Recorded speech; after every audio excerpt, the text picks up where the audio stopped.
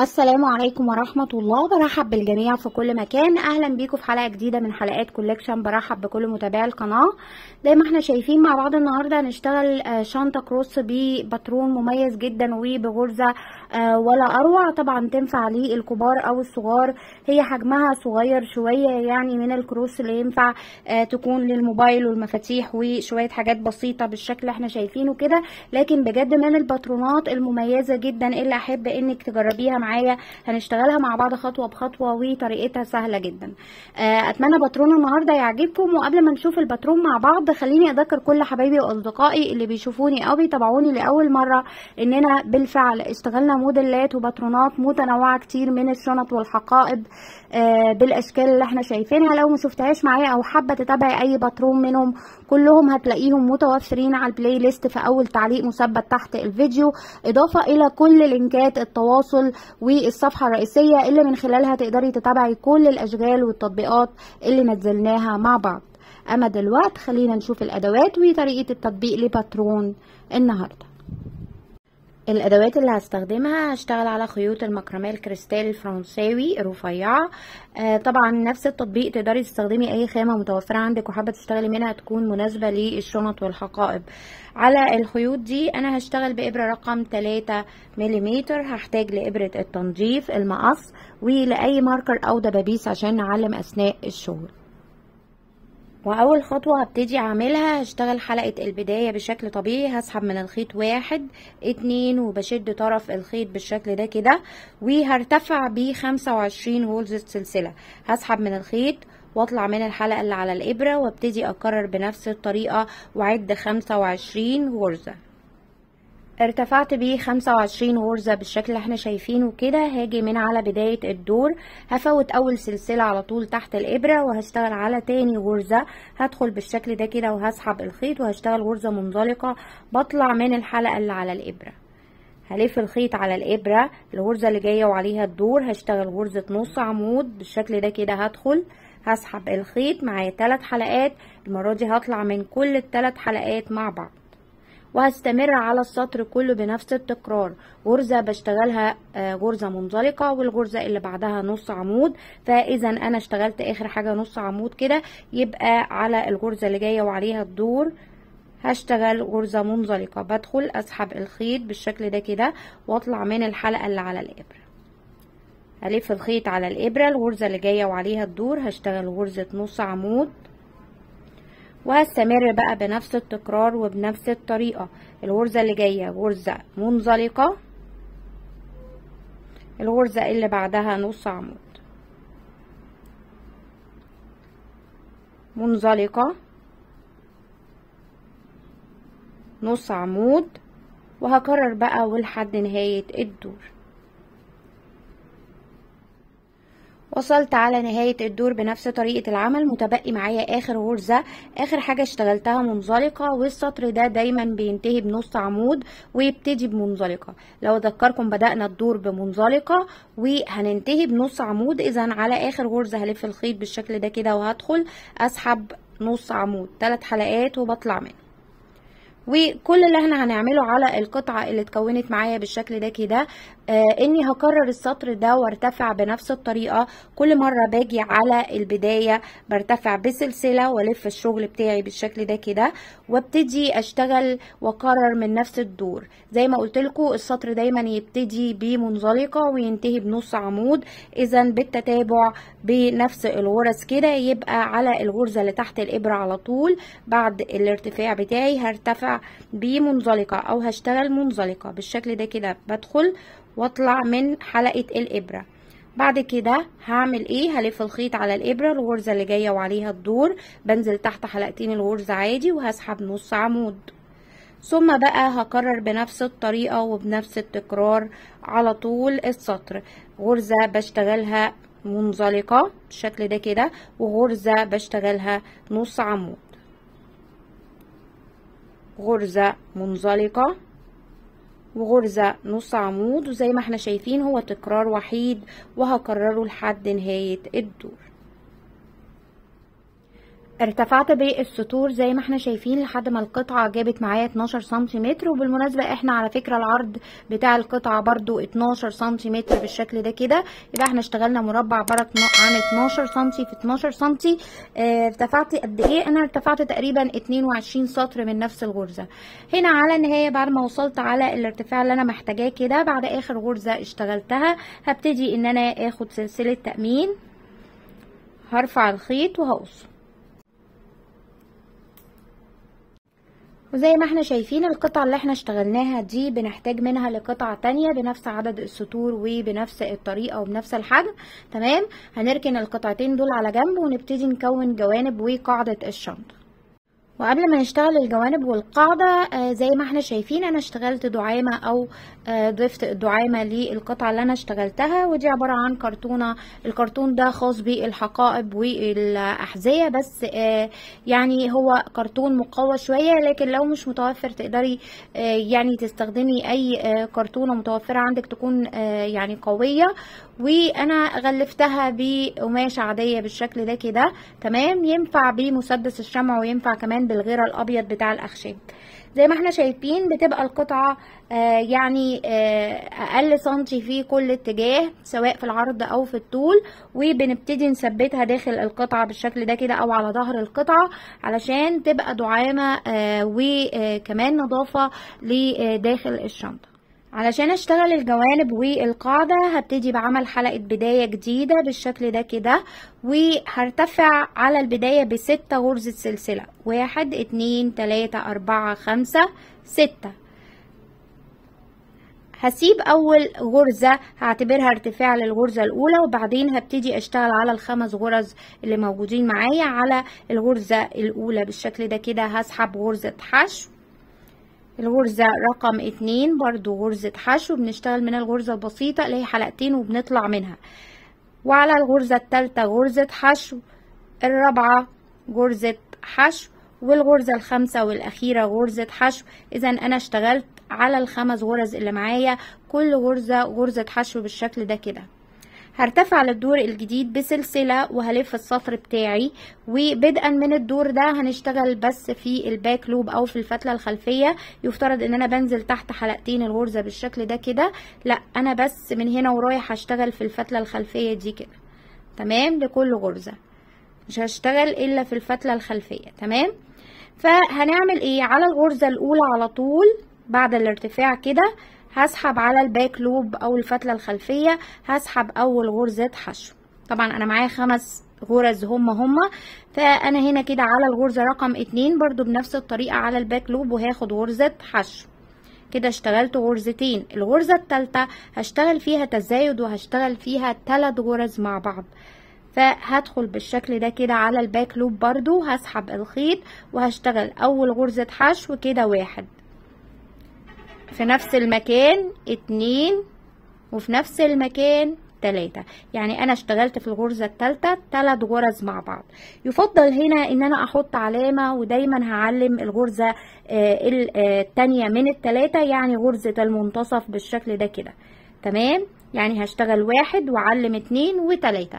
تمام كده اوكي. انا علمت غرزة المنتصف، متبقي معايا غرزتين هشتغلهم بشكل طبيعي، لكن زي ما قلت لكم كده بنشتغل في الباك لوب، فهاخد غرزة حشو على الغرزة رقم 4، على الغرزة الخامسة والاخيرة هاخد غرزة حشو.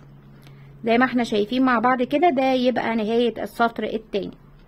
بعد كده هنرتفع سطرين هيبقوا سطرين ثبات، يعني هنشتغل بس بغرزة فوق كل غرزة، ومن هنا ورايح وعلى مدار السطور اللي جاية دي هنشتغل بنفس الطريقة.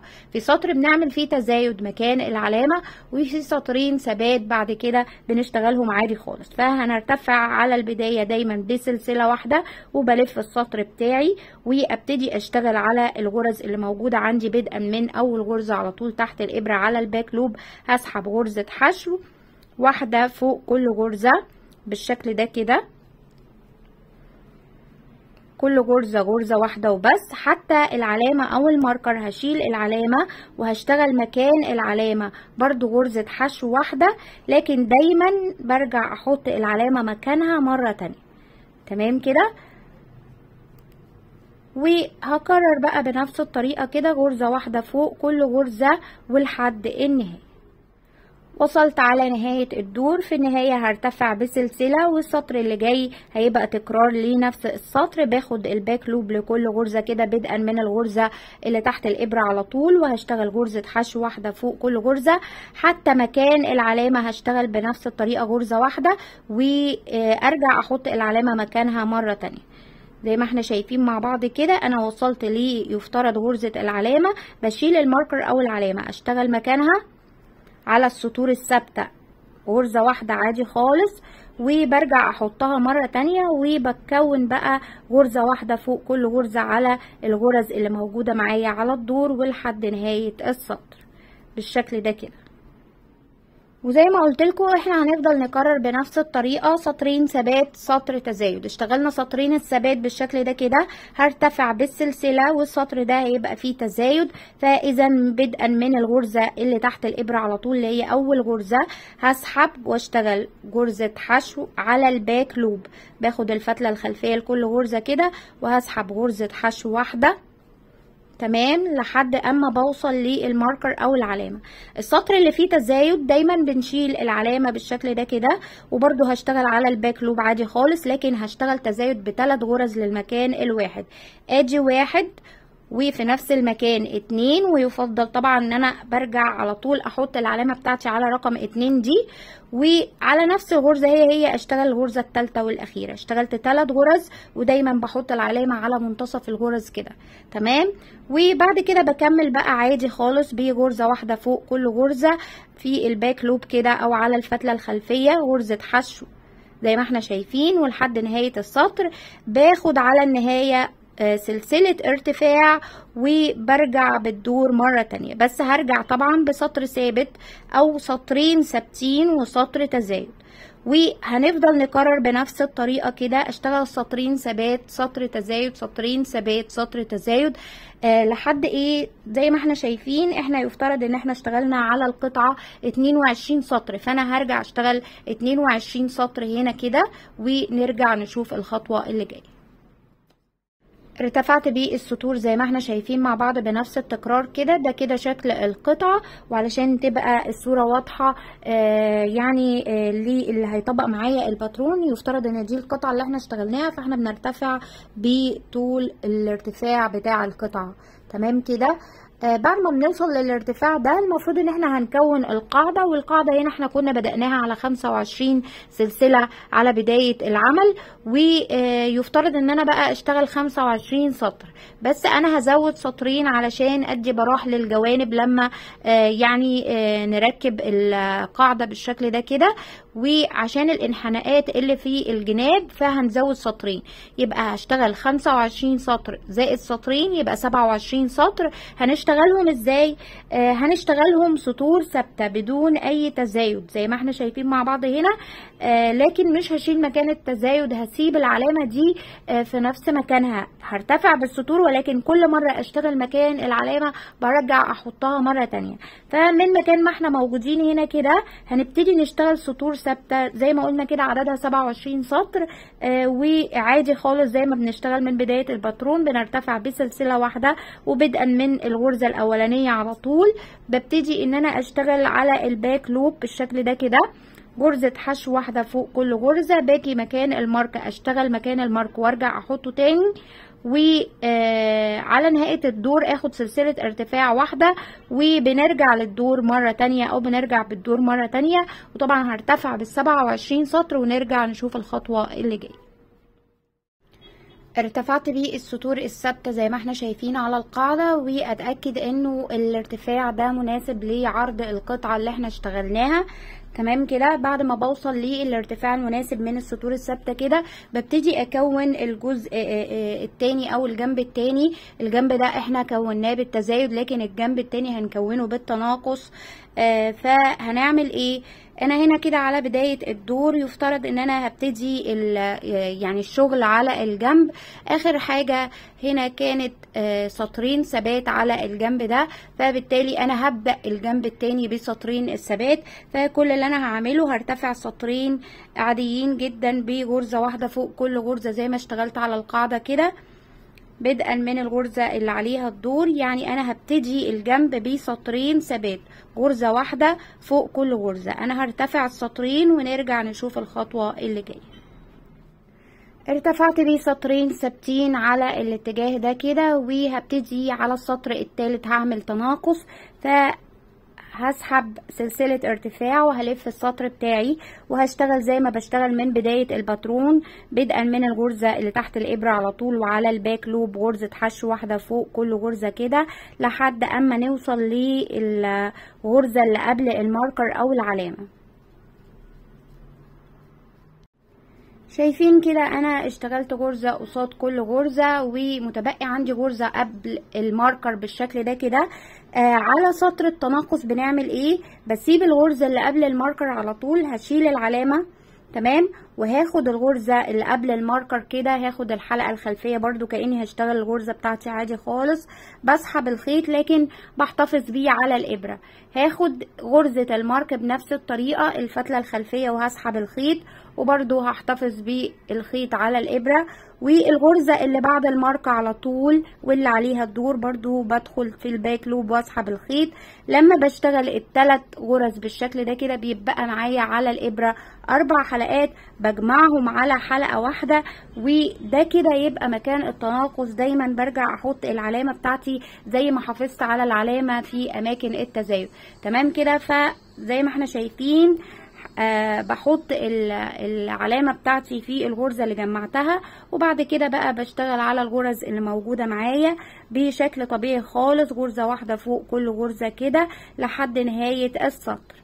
هنشتغل الجنب ده ازاي؟ هنشتغله بنفس الطريقة اللي اشتغلنا الجنب التاني بيه. كنا بنشتغل ايه؟ بنشتغل سطر تزايد سطرين ثبات، اما الاتجاه ده هنشتغل سطر تناقص سطرين ثبات. وبالتالي انا على السطر ده كده كونت التناقص بتاعي تمام، يبقى السطرين اللي جايين سطرين ثبات. فكل اللي انا هعمله هرتفع بسلسلة وهدور الشغل بتاعي وهشتغل بغرزة واحدة فوق كل غرزة كده. طبعا مكان المارك بنحط غرزة واحدة برضو ونرجع نحط العلامة على مكانها، هرتفع بالسطرين ونرجع نشوف الخطوة اللي جاية. ارتفعت بيه سطرين الثبات زي ما احنا شايفين، والدور اللي جاي على سطر التناقص هنشتغله مع بعض مرة تانية. بنرتفع سلسلة عادي خالص وببتدي اشتغل فوق كل غرزة على الباك لوب غرزة حشو زي ما بشتغل من بداية الباترون بشكل طبيعي، ولحد اما اوصل على الغرزة اللي قبل العلامة او الماركر على طول. شايفين معايا كده غرزة فوق كل غرزة، وصلت على الغرزة اللي قبل العلامة على طول، هشيل العلامة. وفي سطر التناقص بنعمل ايه؟ بنجمع 3 غرز مع بعض، غرزة المارك والغرزة اللي قبلها واللي بعدها. فاذا على الغرزة اللي عليها الدور اللي هي كانت قبل المارك كده في الباك لوب، وهسحب الخيط بتاعي كأني هشتغل الغرزة بالظبط، لكن مش هسحب الخيط، هحتفظ بيه على الإبرة. بعد كده غرزة المارك بنفس الطريقة بدخل الباك لوب واسحب الخيط، الغرزة اللي بعدها بنفس الطريقة بدخل على الباك لوب وبسحب الخيط. لما بشتغل ال3 غرز بالشكل ده كده بيبقى معايا 4 حلقات، بجمعهم على حلقة واحدة وابتدي اكون او احط العلامة بتاعتي على مكان التناقص مرة تانية. كل اللي انا هعمله من هنا ورايح بقى هيبقى بنفس التكرار كده، سطرين ثبات سطر تناقص بنفس الطريقة لحد اما ارتفع. هنرتفع قد ايه؟ هيكون في النهاية معاكي على السطر الاخير 5 غرز زي ما بدأنا على الاتجاه ده كده. ارتفعت بسطور التناقص بالشكل ده كده، اصبحت القطعة جاهزة معايا. وانا هنا كده على النهاية بعد ما وصلت انه اخر سطر ثابت معايا بيكون 5 غرزة حشو بالشكل ده كده. فاللي انا هعمله هاخد سلسلة تأمين وهرفع الخيط واخلي الخيط ده بزيادة شوية عشان نفس الخيط ده هثبت بيه القطعة دي في الجزء اللي احنا اشتغلناه قبل كده. علشان اثبت القطعتين ببعض بلضم النهاية الطويلة دي في ابرة التنظيف بالشكل ده كده، وهجيب جزء من الاجزاء المربعة اللي اشتغلتها بالشكل اللي احنا شايفينه، وابتدي ان انا احط القطعة بتاعتي على جنب القطعة بالشكل ده شايفين كده. وهبتدي بقى ان انا اخيط خياطة عادية خالص، هاخد غرزة قصاد غرزة، وخلي بالي ان القطعة المربعة اهي وشها ليا تمام. وهبتدي ان انا احط القطعة دي بالشكل ده كده على الجنب من البداية، وبخياطة عادية خالص هبتدي اسحب غرزة قصاد غرزة واقفل القطعتين ببعض.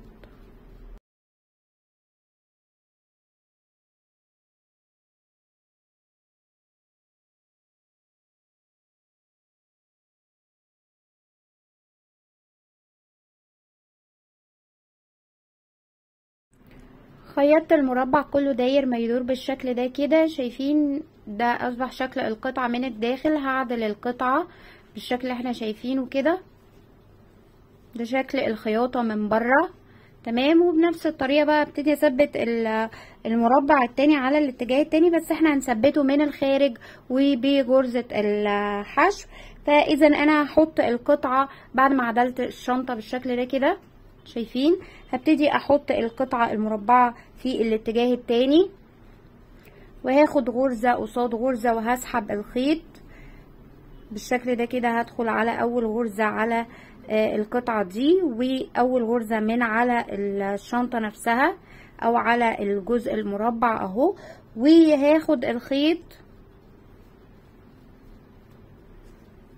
هرتفع بسلسلة، وهاخد غرزة قصاد غرزة، غرزة حشو من الغرزة البسيطة بالشكل ده كده. هاخد الغرزة اللي عليها الدور والغرزة المقابلة على الاتجاه التاني، واطراف الخيط دي هاخدها معايا على الدور عشان تختفي بالمرة، وهسحب واشتغل غرزة حشو. تمام. طبعا انت ممكن تثبتي الاتجاه ده زي ما ثبتنا الاتجاه التاني من الداخل، لكن انا حبيت يكون في يعني وش متخيط ووش فيه جزء بارز. تمام. فزي ما احنا شايفين مع بعض كده، غرزة قصاد غرزة، وهبتدي داير ما يدور القطعة المربعة كلها بنفس الطريقة كده. هشتغل غرز حشو من الغرزة البسيطة اللي هي حلقتين وبطلع منها. هستمر بنفس الطريقة داير ما يدور القطعة، ونرجع نشوف الخطوة اللي جاية.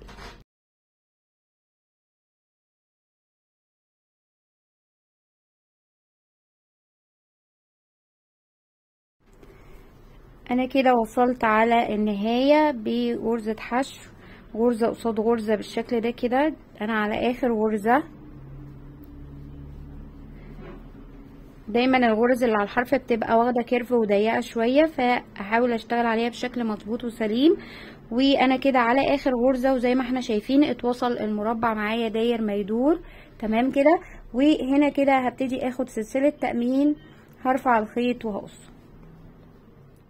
بعد ما قفلنا القطعة على الاتجاهين بالشكل ده كده، هبتدي ان انا اشتغل لسان الشنطة، وانا هخلي الجزء البارز ده ظهر الشنطة، وبالتالي انا هاجي على الاتجاه ده كده وهحط الخيط عشان اطلع بالجزء ده. فانا على البداية هسيب 1 2 وهاجي في السلسلة او الغرزة رقم 3 بالشكل ده كده، وهبتدي ان انا اسحب الخيط مرة تانية على القطعة، وهشتغل من نفس باترون الغرزة اللي بدأت بيها الشنطة. كانت عبارة عن منزلقة غرزة نص عمود، وبالتالي انا على البداية هنا هاخد سلسلة بس عشان اسحب الخيط. وبعد كده على نفس المكان هعتبر ان السلسلة اللي اخدتها دي غرزة المنزلقة، فهلف الخيط على الابرة وعلى الغرزة اللي جاية وعليها الدور هاخد غرزة نص عمود بالشكل ده كده، 3 حلقات وبطلع منهم. الغرزة اللي بعدها هشتغلها غرزة منزلقة، والغرزة اللي بعدها بشتغلها نص عمود. هستمر بنفس الطريقة كده، منزلقة نص عمود لحد اما اوصل على الاتجاه التاني. زي ما احنا شايفين انا مشيت بالسطر بالشكل ده كده، وفوتت اخر غرزتين على الدور زي ما فوتت على بداية الدور برضو غرزتين. يبقى اذا انا اشتغلت من باترون الغرزة هو واخلي بالي ان انا بدأت بمنزلقة، لازم انهي بغرزة نص عمود زي ما بشتغل من البداية كده. وفي نهاية السطر كل اللي انا هعمله هرتفع بسلسلة، ونرجع على القطعة اللي اشتغلناها دي مرة تانية رايح جاي بالسطور، ومن نفس باترون الغرزة بنفس الطريقة بدءا من الغرزة اللي عليها الدور كده هشتغل غرزة منزلقة بالشكل ده كده، والغرزة اللي بعدها نص عمود، وهستمر منزلقة نص عمود. باجي على النهاية اخد ارتفاع السلسلة وارجع بالدور مرة تانية. طبعا انا هرتفع ونرجع نشوف الخطوة اللي جاية. ارتفعت بالادوار زي ما احنا شايفين مع بعض كده، تقريبا ارتفعت ب 12 سطر، ويعني مش هرتفع اكتر من كده، الحجم ده بالنسبه لي مناسب. وهبتدي دلوقتي انا على نهايه الدور بالشكل ده كده، هاخد سلسله تأمين وهرفع الخيط وهقص. وفي المرحله دي اي زوائد خيط موجوده معايا بلضمها على ابره التنظيف بالشكل ده كده، وبدخلها تحت الغرز شويه بسروجة عاديه، حاول اخفيها تحت مجموعة من الغرز، وبعد كده بتخلص من الزيادة وبقصها.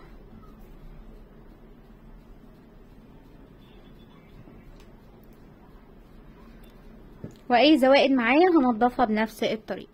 بعد ما كونا اللسان بتاع الشنطة بالشكل ده كده، للقفل بقى هستخدم اما الاقفال بالشكل ده او حتى ممكن نستخدم الكبسولات المغناطيس.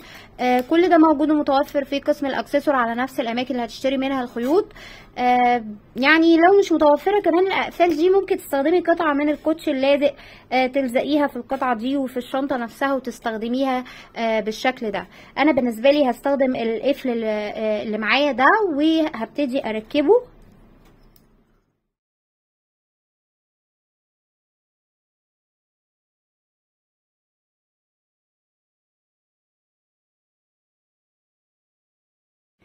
بعد ما كونا الشنطة بالشكل ده كده هنشتغل الايد. وعلشان نشتغل الايد انا هستخدم حلقات بالشكل ده كده، طبعا تقدري تستخدمي اي حلقات متوفرة عندك، وبرضه هتلاقيها في قسم الاكسسوار الموجود في نفس الاماكن اللي هتشتري منها الخيوط باحجام مختلفة.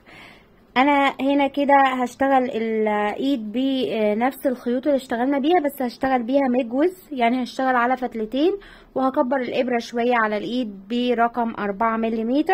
فانا كده هعمل ايه؟ هعمل حلقة بداية بشكل طبيعي خالص بالشكل ده كده، هسحب من الخيط 1 2 وبشد طرف الخيط، وبعد كده هدخل جوه الحلقة نفسها، هسحب الخيط بتاعي، وزي ما احنا شايفين عندي حلقتين هطلع بيهم كأني بشتغل غرزة حشو. هكرر على نفس الحلقة مرة تانية، بدخل بالشكل ده كده واسحب الخيط، هشتغل غرزة حشو من نفس الغرزة البسيطة، حلقتين وبطلع منها كده الغرزة رقم 2، وهكرر للمرة التالتة، بدخل واسحب الخيط واشتغل غرزة حشو. انا كده كأني اشتغلت 3 غرز. تمام. هعمل ايه دلوقتي؟ هلف السطر بتاعي، اخد سلسلة ارتفاع واحدة والف بالشكل ده كده، معايا 3 غرز هشتغلهم مجموعين مع بعض. فهدخل على اول غرزة تحت الحلقتين عادي كده، وهسحب الخيط وهحتفظ بيه على الابرة، مش هطلع منه. وبعدين بنفس الطريقة بدخل الغرزة التانية اللي عليها الدور واسحب الخيط، وبرده هحتفظ على الابرة بكل الحلقات. الغرزة التالتة والاخيرة بنفس الطريقة هدخل واسحب الخيط كده. انا دخلت في ال3 غرز اللي موجودين عندي، معايا 4 حلقات على الابرة، هطلع منهم كلهم مرة واحدة كده. تمام. هعمل ايه دلوقتي؟ ارتفع ب3 سلسلة، 1 2 3، وهاجي على اول واحدة اللي هي السلسلة رقم 1 اهي، شايفين بتبقى عاملة عين على الغرزة المجمعة كده. هبتدي ان انا اشتغل غرزة بف، هلف الخيط وهدخل، شايفين بدخل فين؟ فوق الغرزة المجمعة على طول، وهسحب الخيط. هعمل كده 4 مرات. دي كده اللفة الاولى، هلف الخيط وهدخل، اسحب كده اللفة التانية، هلف الخيط وادخل في نفس المكان، اسحب اللفة التالتة، بلف الخيط وادخل، اسحب كده اللفة الرابعة. بعد ما لفيت 4 لفات لغرزة البف كده، هسحب كل الحلقات اللي على الابرة مرة واحدة، وبعدين ارتفع بسلسلتين. بعد كده هيبقى تكرار بنفس طريقة غرزة البف كده. بنشتغلها ازاي؟ نرتفع السلسلتين، وبعدين بلف السطر بتاعي، غرزة البف اللي اشتغلتها بلفها على الاتجاه التاني كده، هلف الخيط على الابرة، بشتغل غرزة البف فين؟ بشتغلها ورا السلسلة اللي انا برتفع فيها. شايفين دي السلسلة، سلسلتين الارتفاع اللي انا ارتفعتهم اهو، هم دول السلسلتين اللي موجودين على البداية هنا، ال3 سلاسل اللي انا ارتفعتهم برضو. تمام. بدخل ما بين السلاسل دي وغرزة البف واسحب ال4 لفات، ادي 1 2، طبعا كلهم في نفس المكان، 3 4 لفات لغرزة البف كده. هسحب كل الحلقات مرة واحدة وارتفع بسلسلتين، والف غرزة البف ليا بالشكل ده كده، بحيث ان السلاسل تكون فوق. هلف الخيط وبنفس الطريقة وبنفس التكرار بقى همشي لحد ما اكون الايد كلها. كل مره بلف غرزه البف كده تبقى الارتفاع لفوق اهو. ما بين الارتفاع وما بين غرزه البف السابقه هبتدي اسحب غرزه بف جديده مكونه من 4 لفات. دي اللفه الاولى في نفس المكان اهو، اللفه الثانيه، الثالثه، واللفه الرابعه والاخيره. بعد 4 لفات هسحب كل الحلقات اللي على الابره مره واحده وارتفع بسلسلتين زي ما احنا شايفين. بعد او بقلب غرزه البف كده بتبقى السلاسل فوق. هلف الخيط وما بين السلاسل اهو، ما بين السلسلتين وغرزه البف بسحب بف جديده مكونه من 4 لفات. ادي 1 2 3 4. وزي ما احنا شايفين بنفس التكرار ببتدي اخرج من كل الحلقات وارتفع سلسلتين والف غرزة البف. شايفين كل ما هرتفع بنفس الطريقة كل ما هيديني الشكل اللي انا بكونه كده. كل مرة بنرتفع من غرزة البف بسلسلتين بالشكل ده كده وبلف غرزة البف وهلف الخيط ما بين السلاسل السابقة وما بين غرزة البف نفسها. باخد بف جديدة مكونة من 4 لفات. 1 2 3 4. وبعد ال4 لفات كده بطلع من كل الحلقات وبرتفع السلسلتين. الف غرزة البف وهكرر ما بين السلاسل وما بين غرزة البف. بسحب بف جديدة. 1 2 3 4. بنرتفع قد ايه؟ بنفس الطريقة كده وبنفس التكرار بنرتفع لحد اما يعني طول الايد دي يبقى مناسب للشنطة او الحقيبة اللي اشتغلناها. ارتفعت بنفس الطريقة كده وبنفس التكرار زي ما احنا شايفين مع بعض. انا ارتفعت لحد ما القطعة دي بقت 22 سنتيمتر. طبعا انا في البداية بشتغل الايد الصغيرة اللي هي بالشكل ده كده، فبالتالي انا هنا كده هتوقف وهبتدي ان انا احط الحلقة على الاتجاه التاني. فمن مكان ما احنا موجودين هنا كده هبتدي بقى ان انا ادخل جوه الحلقة واسحب الخيط بعد اخر غرزة كده واشتغل غرزة منزلقة. تمام. وبعد كده بدخل مرة كمان وبدخل اسحب الخيط وهشتغل غرزة حشو من الغرزة البسيطة اللي هي حلقتين وبطلع منها. وشايفين انا هلف القطعة نفسها بالشكل ده كده. شايفين غرزة البف هحطها مع الحلقة وهسحب مكان ما كنت بشتغل، يعني ما بين غرزة البف والسلاسل، وهدخل في الحلقة في نفس الوقت وهسحب واشتغل برضو غرزة حشو من الغرزة البسيطة حلقتين وبطلع منها. وهكرر كده. دي الغرزة رقم 2. وانا لو اذكركم على الاتجاه التاني اشتغلنا 3، فبدخل ما بين السلاسل برضو والحلقة واشتغل الغرزة الثالثة والاخيرة. وبكده ابقى انا يعني شبكت الحلقة زي الاتجاه التاني. تمام كده. وكل اللي انا هعمله دلوقتي هعمل ايه؟ هاخد سلسلة تأمين وهرفع الخيط وهقص.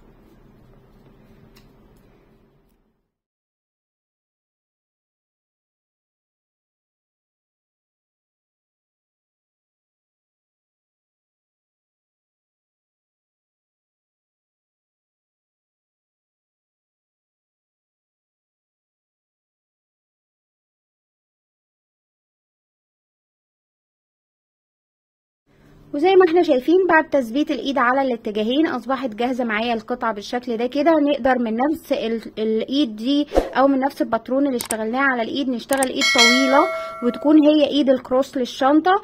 وممكن في الحاله دي ان انا استخدم ايد من المعدن وعليها جنش على الاتجاهين بالشكل ده كده، وببتدي اثبت الجنش ده على الحلقات نفسها من الاتجاهين. طبعا بالشكل ده كده الجنش بيفتح وبقدر ان انا اثبته على الحلقة سواء دي او دي. تمام. واستخدم الايد المعدن هي الايد الطويله او الايد الكروس زي ما تحبي وزي ما يكون شكل الباترون بالنسبه لك مناسب. زي ما احنا شايفين قد ايه القطعه شكلها حلو جدا ومميزه. اتمنى تكون حلقه النهارده كانت مفيده وعجبتكم، ويا ريت كل اللي استفاد ما ينساش يعمل لي لايك. اذا بتتابعوني او بتشوفوني لاول مره وحابين تكونوا معايا على القناه ما تنسوش تعملوا لي سبسكرايب او اشتراك عشان تشوفوا كل جديدي على قناه كولكشن، وفعلوا اشاره الجرس يوصلكم كل جديد. اشوفكم على خير والسلام عليكم ورحمة الله وبركاته.